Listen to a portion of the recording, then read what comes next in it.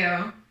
So, I know we talked about this before. I was really amazed how you become an early morning person, even though you told me you were kind of like a night owl before, or at least you were not that early morning before. How did that happen? I find that's really hard for myself to do. Honestly, it was kind of tricky. I had no choice really since like coming into grad school, like having so many classes and things early in the morning. I think when I was in college, it was definitely the late night studying, sleep late, take late classes. So definitely got into kind of a pattern that's hard to sustain once you get a job and whatnot. Yeah. So coming into grad school, I had that with, I just needed to make a change. And so trying to figure out how to do that best. Mm-hmm. So for me, part of the things that were really important were kind of setting up a schedule and sticking to it. So the most probably important parts to schedule there would be like just even what time you're going to sleep and waking up. Mm-hmm. Figuring out, how much sleep do I actually need so that you feel rested, and then kind of sticking to that piece of it. Okay. So just for the audience knowledge, so how big of shift did you do? Mm-hmm. I think we are all there either for school or for work, right? We stay up late, we have a lot of work to do, and especially the stress, what we're going to have to present the next morning. So it's very easy for us to prioritize work, study over sleep. And then now, what's your, like before and now, what that look like? What's the difference? Yeah, so I was actually pretty much a night owl.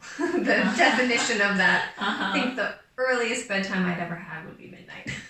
Oh, okay. Yes. Midnight or later. Or preferably later, if you're talking to a younger version of me. And then literally sleeping as late as I could. Oh. So leaving for very rushed mornings. Okay. Sleeping in later than late, like noon, 1, Saturdays and Sundays. Yeah, that sounds like me.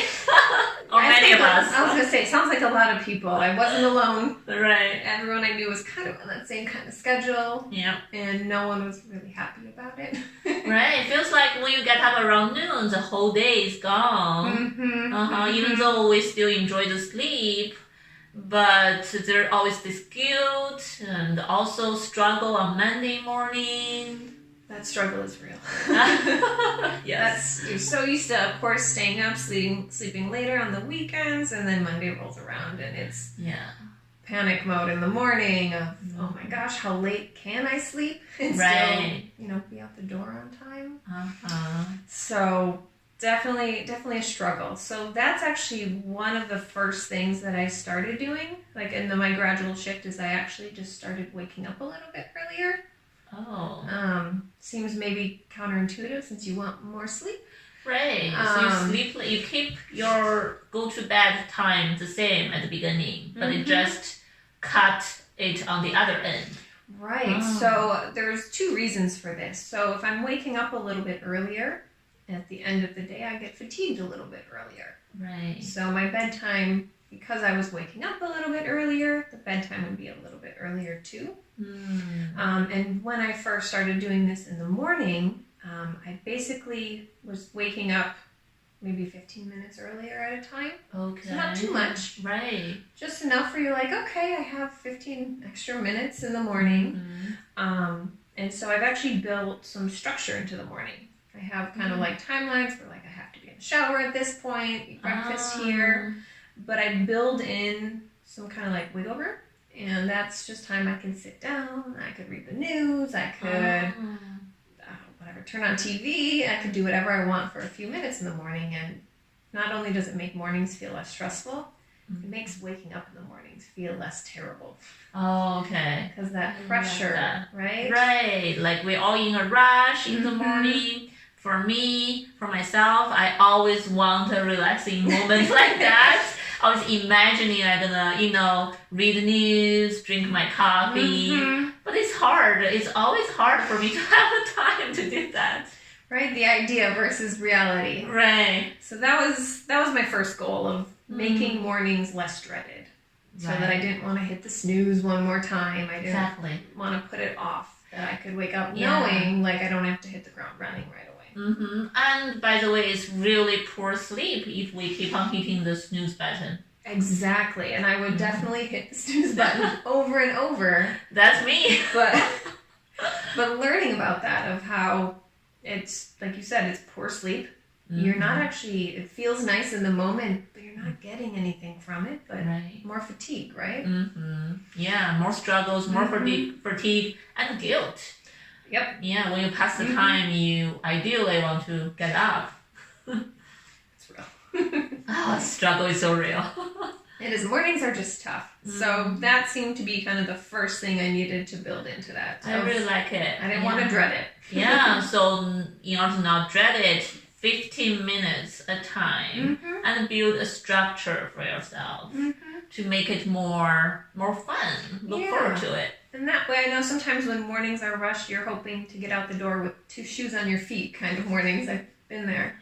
But that way, you're getting all your boxes checked and you're not rushed, you're calm, less likely to forget things or, you know, have mismatching socks on, whatever it is. You're less likely to have that happen to you.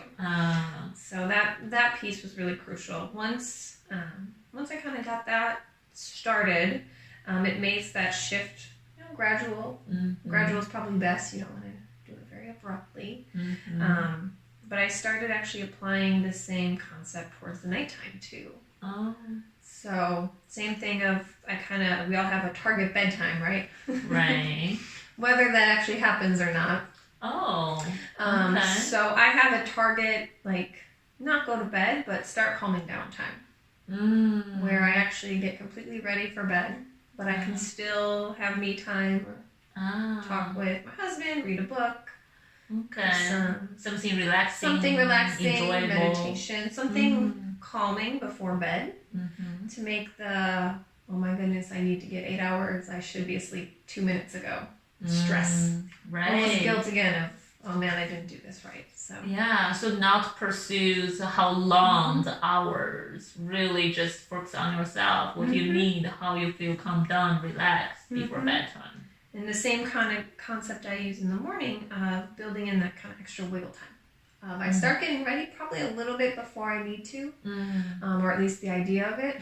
So right now it sounds maybe silly and very different than my midnight bedtime, but when the clock hits 8 o'clock, I start thinking, okay, it's time to transition. I'm mentally not in, hey, it's nighttime mode, it's going to get ready for bed mode. Whether or not I do it at that moment is, okay, what am I doing right now? Right. But I know I kind of shifted to like, these are the next things on my to-do list is, you know, getting comfy clothes, etc. Right. And then I want to be kind of laying down by 9. You can see there's a lot of wiggle room in there. Right. A whole hour of like, we're calming down, we're switching gears. Right. Feels gradual, and then it makes the nighttime kind of process easier because you're already calm. Right. Your time to sleep. Yeah. I love questions popping up right now. Go for it. So 8 to 9, right? So when this wind down period or this coming down period, how do you decide what to do? I think a lot of people do have that question, even they have this idea, oh, maybe I do need slow down, get my mind and my body ready. But often people are confused. What should I do with that 1 hour? That's a long time. Well, I first off just start off by making sure my basic needs are met. Am I hungry? Do I need a snack to rest well?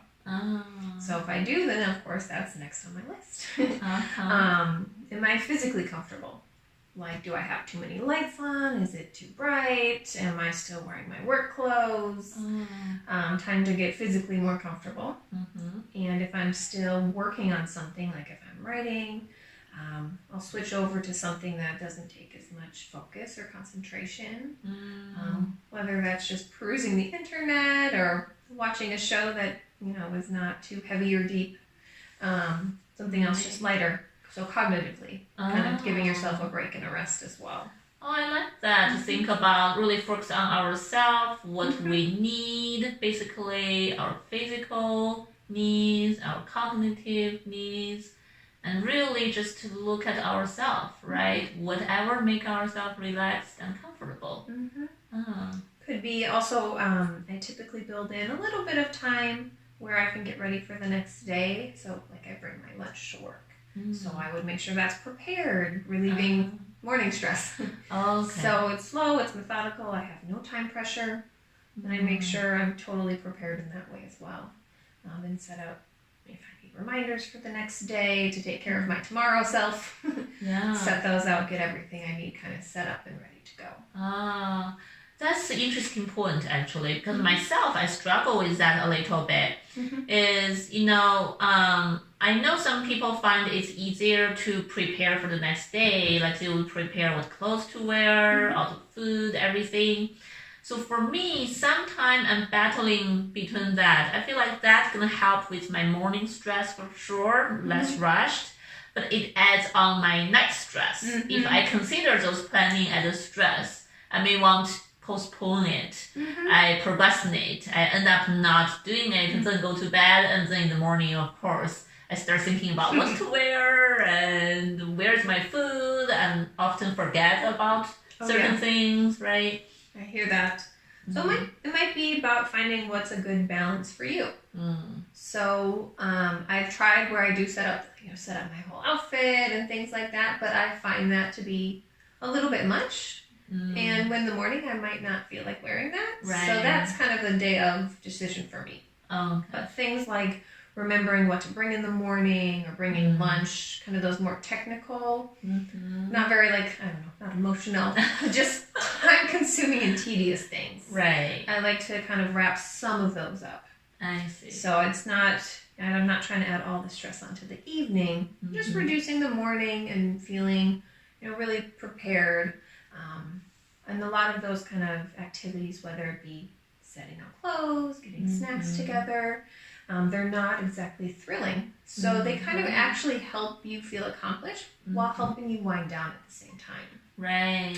So that's part of the reason that I chose to add some of those into my nighttime schedule, to kind of help on both ends there. Yeah, that's great to really think about you are also taking good care of yourself the next day by planning out the food. And so now you just mentioned that you go to bed at 9, but sounds like years ago you went to bed like past midnight. That's a huge shift over the years. Very big. So it actually was pretty gradual over time. Starting with the wake up earlier and then go to bed a little bit earlier. So I would kind of do it gradually there, 15, 20 minutes, 20 minutes. And just keep going there until it's, till your sleep cycle kind of lends itself well to what your day schedule looks like. So, of course, different for every person. My day starts very early in the morning. So I actually had to keep shifting it even further at night. Because at this point, so different from my life before, I wake up around 5. Wow. So I have a lot built into my morning that makes my nighttime kind of easier. So like things like working out, I do that in the morning, and it works, I guess, more effectively for my schedule at this point. I see.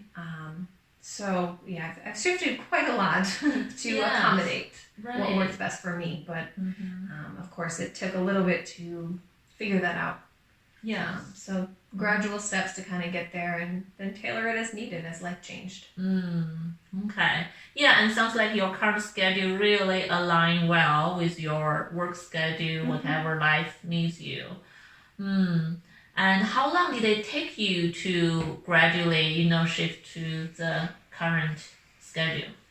I've been on my current schedule about 2 or 3 years now.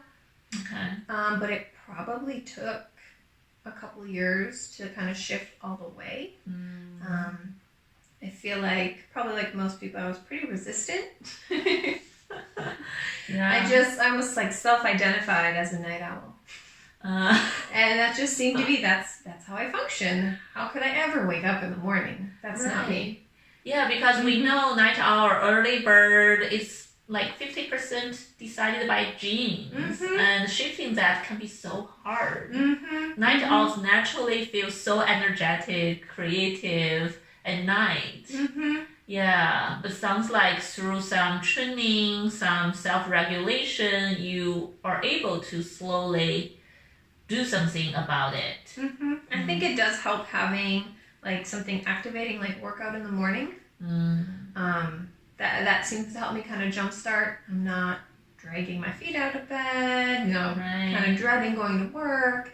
It helps to kind of jumpstart that and kind of use more of my energy earlier in the day. Right. And you're right. I'd hit that second wind or peak of energy at like 11 p.m. Right. Wow. So no longer the case. I feel like I've shifted it pretty well over time, but it's not a quick fix. Yeah. So whoever will try this method need to have enough patience.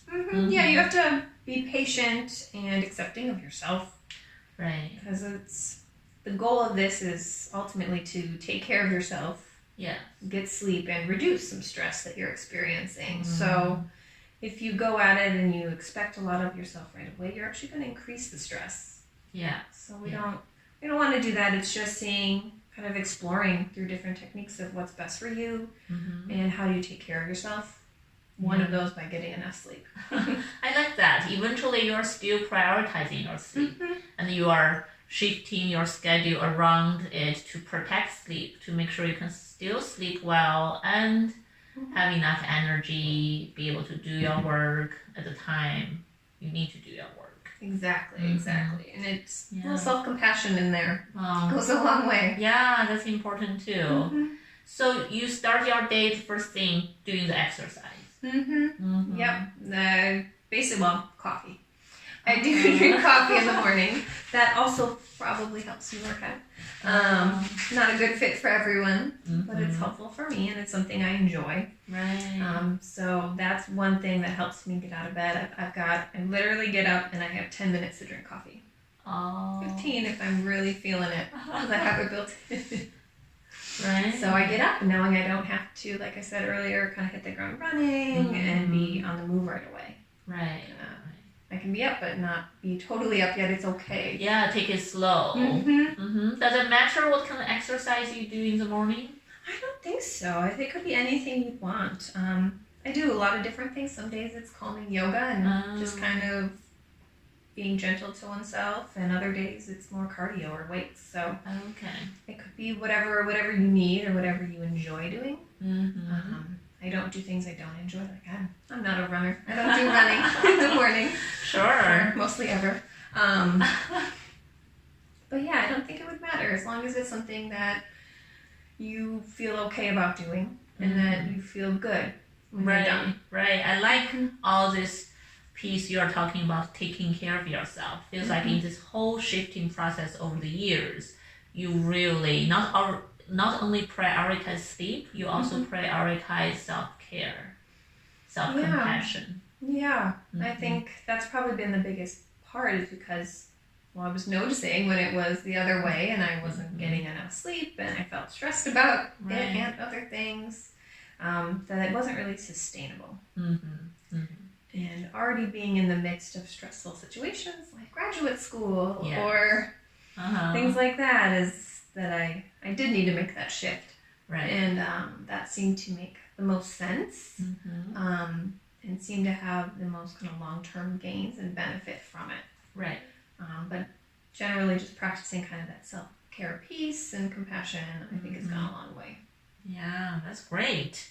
Yeah, another thing you mentioned earlier, I'm curious, is this every 15 to 20 minutes shift, right? How do you decide that, okay, this is good enough, I can make further shift? You mean for like setting up, all right, what time have I hit? Is that good for me? Right. Yeah, so figuring out or kind of paying attention to how, I guess, different hours of sleep, how it makes you feel the best. Are you someone who doesn't need as much, 6-7 hours? Some people feel okay on that. I need more. I'm more of like a 9 hours. I feel okay. So I guess, for example, you could see like if it's the weekend or maybe you're on vacation, how long does your body naturally sleep for. That could be a good kind of indicator of, all right, I need to lengthen my sleep time. So if you sleep for 8 hours on vacation, you wake up feeling rested. Okay, that's a good place to start. Let's first start so we get about 8 hours. If you're only sleeping maybe 5 or 6, maybe good to just start aiming towards that 8 hours, kind of gradually lengthening. Any sudden change, as you know, sudden increase or decrease of sleep is not quite sustainable, and our bodies won't like that so much. Right. But once you figure out that, and I kind of planned backwards from my work. So if I need 9 hours of sleep or so, Right. well, more like 8 to 9, I have to be to work at a certain time. So if I have to be there at, leave my house at 7:30, I kind of worked back. And I made sure that I had enough time. Like, okay, it takes 1 hour for everything to get ready. From like after workout to I'm ready to walk out the door. So I've kind of built that in with just some buffer time on either end. Does that make sense? Yeah. So years ago, when you were still night owl, when you were still like feel energetic at 11, you may shift a little bit.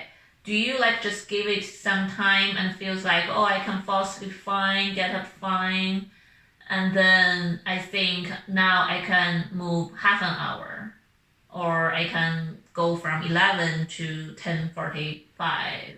Yeah, I think so. If you're finding, okay, I'm still staying up later than I want, or I still feel rushed in the morning, I think it could make sense to continue shifting it a little bit. If there's more things that you would like to accomplish in the morning, say maybe you wanted to add a workout class or an online class, something in the morning that worked best for your schedule, I think it would be worth the effort to, if it's really something that would be helpful and beneficial to you, to work on shifting your sleep schedule for that. But as long as you're getting enough sleep and you're not feeling fatigued in the day, you're not stressing about it, I think that would be probably enough. Okay. Yeah, there's no perfect number, or it's not, Right. Can't say what's perfect for everybody, but just kind of trial and error of working through, seeing, do I feel rested? Do I feel okay here? Are there any issues that are coming up? Yeah. Problem solving that. Right. That's great to really figure out your own, what works for yourself, right? Yeah. Your own body, your own signals. So do you still need snooze button in the morning right now? I don't hit the snooze button. If I'm feeling sluggish in the morning, which of course happens to everyone, I'll do an extra 10 minutes sitting with my cup of coffee. Or maybe a second cup of coffee if I need it. But I build that in and just say, this is where I need to put that time today. I'm not awake enough. Okay. And maybe choosing like a lighter workout in the morning or things like that, where I can kind of take more time for myself to try to gear up and get ready for the day and get energized. So really make sure you always get up around the same time when the alarm goes off, and then build your needs other places. Exactly. If you're up and moving, you're going to start feeling better. Laying in bed, that sluggish feeling is going to continue. And you might fall back asleep, and as we mentioned before, all the guilt and everything that comes with it is not as helpful. So it's much better used, I think, at least for me. For me, it's better to use that time, something that I do enjoy doing, that's getting me up and moving in the morning. I see. That's great. Wow, that's not easy. Do you do that during the weekends also, at the same time? Pretty close. If I'm not feeling well, or if something, I'll let myself sleep more. Otherwise, my alarm is set for half an hour later than it is during the weekday. Okay. So I feel a little bit luxurious. I'm sleeping in a little bit, and I make sure in the morning I still do the coffee routine. I keep a lot of that routine the same. Right. But I try to keep it as consistent as possible. Okay. The weekends are so short, and Monday rolls around so fast. Yeah.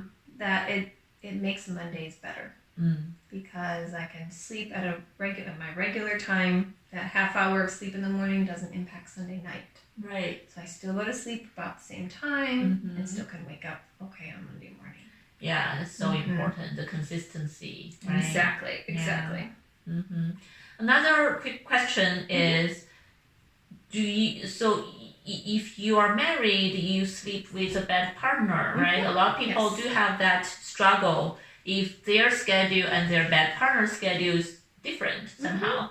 How do you align this? Does that impact you at all? It did until quite recently. So my partner had a very different schedule than I did. His work was much later in the morning, and he worked late nights. Even after coming home, was still working until hours after I was asleep. Wow! So vastly different. So we had many conversations over time about this. So in the mornings, I kind of did my own thing and let him sleep, of course.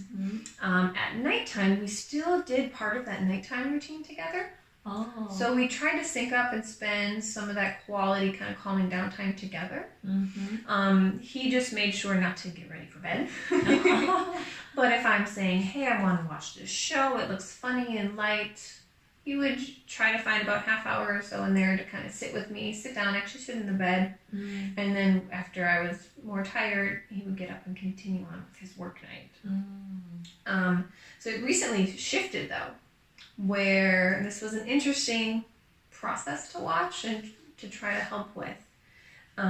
So he recently switched jobs where now he's required to be at work as early as I am. Oh, wow. Well, actually a little earlier than I am. And no longer works those late nights. So he got on my schedule. Wow, this sounds like a big shift for him. It was a big shift. And usually I would have wanted him to do this very gradual.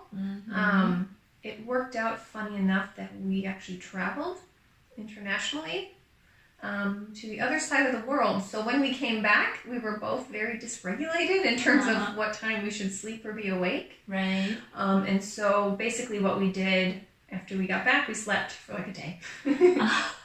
And then we immediately went to my schedule.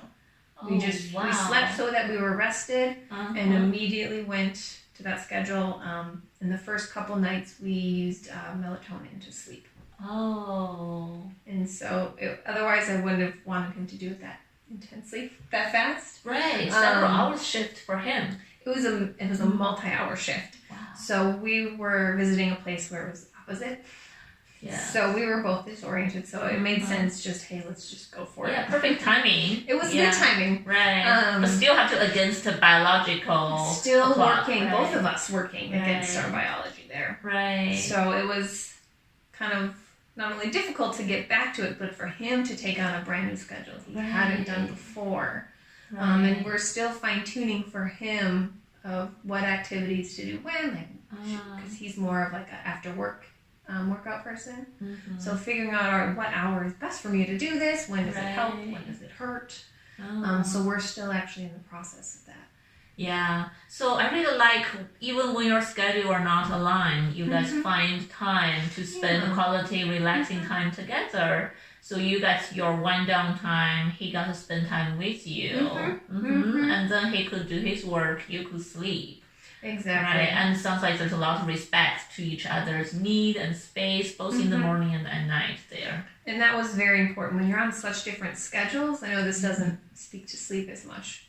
But which is very important. Well-being, overall well-being, and relationship, right? Exactly. That was something that we were basically prioritized and said, this needs to happen. How are we going to make it happen? And it just so worked out that my bedtime wind down time was his break time. Yeah. So we utilized and he did his best to schedule meetings later, earlier. Right. So it worked out. But I think it's kind of a special little niche that we found there of how to make it work together. Yeah, it sounds like a lot of great discussion happened as a couple together, right? So this is important, how we can work as a team to make it happen. Especially two people who living such different schedules and also biologically needing different things. I need more sleep than he does, so we're figuring out what does that look like. Right. And so still kind of solidifying. It's been a couple months since this big change of his, so still working on it. It's working okay. Yeah, so it's still changing some things for him. Right. Not only you had this successful shift for your own schedule, now you're witnessing and helping him to make such a big shift from a night owl or night schedule to early morning schedule. Wow, it's amazing, but it looks like it's totally doable. Yeah, I know clinically, sometimes when we treat sleep disorders, when we treat insomnia, we think that's actually really hard to do, which was hard. It took you years. So sometimes it's very common for people to use melatonin at night and bright light in the morning to really help it. Yes, I think that's one thing. I don't think I mentioned that. When I do get up and I leave the bedroom and go to make coffee, I turn on all the lights. Just all of them. Just like I have a kitchen and a coffee maker there, I just turn them on and I turn them bright, and it's painful at first. It's kind of a rude awakening, but I can still sit and relax, but the light is helping my brain wake up. And I know that, and it's such a minimal effort thing to flip a couple extra light switches on. And I think that helps overall. Right. Okay. Yeah. So early morning, light, consistent schedule. Night, when things are really hard, and try melatonin a little bit. But really, the most important thing is to figure out your own body's schedule. Yep. The most important. How much sleep do you need, and what makes sense for your current lifestyle, jobs or other commitments, right? And how are you going to fit that in? Yeah. So kind of work backwards from there. Yeah. Decided. Great. Well, thank you very much. This is really helpful. I think it possibly can encourage a lot of audience who are having similar struggles, trying to figure out, or I can imagine some people already feel disappointed or hopeless with their own sleep situation, right? Yeah, it's stressful and it's doable. Right. If you're persistent and try to figure out, how do I take care of myself first? Sleep's a big part of that. Right. There are lots of different small things that you can do to get you there. Yeah. Wonderful. Thank you, Sarah, for coming to the show. Of course. Thank you, Sean. Thank you for watching our videos or listening to our podcast. If you like our show, please feel free to subscribe, like, and share it. If you have any questions or feedback, we would always love to hear from you. You can either email us or leave feedback on our website at mindbodygarden.com or directly under the YouTube video channel. Thank you very much for your company today, and hopefully to hear from you or have you with us next time.